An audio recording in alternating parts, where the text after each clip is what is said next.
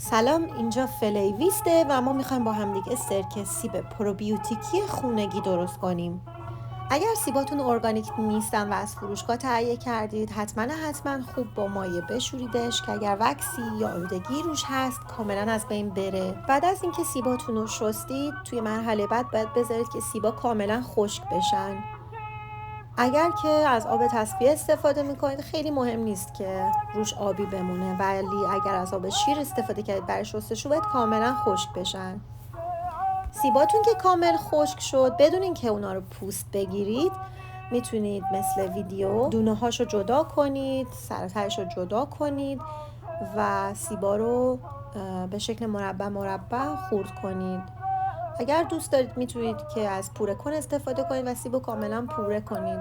هرچی سیبا کوچیک‌تر باشن فرآیند تخمیر سریع‌تر انجام میشه. همونطور که میبینید از انواع سیبا استفاده کردم. بهترین حالتش اینه که سیبای مختلف رو برای این کار در نظر بگیرید که طعمش عمیق‌تر و جذابتر میشه.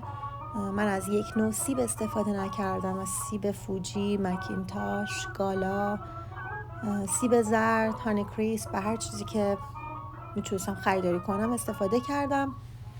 حالا سیبایی که خورد کردید رو توی شیشه‌تون قرار میدید. 2/3 شیشه رو از تکه‌های سیبتون پر میکنید. توی مرحله فقط باید دقت کنید که یه مقدار بالاش جا بذارید برای مقدار آبی که قرار بهش اضافه کنید.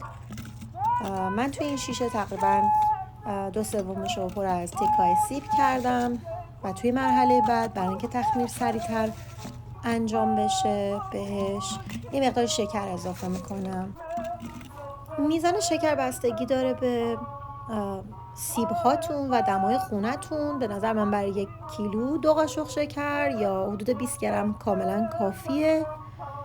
بعد از اینکه شکر رو اضافه کردید، حالا وقتشه که آب تصفیه یا آب بدون کلور به سیب ها اضافه کنید در حدی که کاملا روی سیب ها رو بگیره و شیشه هم پر از آب بشه. به اندازه 2 سانت یا 3 سانت هم بالای شیشه جا بذارید برای گازهای توی تخمیر.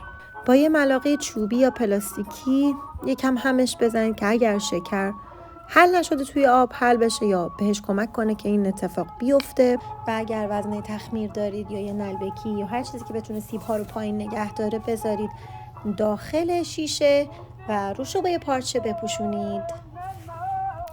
خب حالا برای سرکتون یه اسم انتخاب کنید و روی برچسبون اسمو بنویسید و تاریخش هم یادداشت کنید، به خاطر که ما به این تاریخ احتیاج داریم. حالا برچسب رو روی شیشه بچسبونید. من اسم بهار رو انتخاب کردم چون نوید بهار رو برام داره.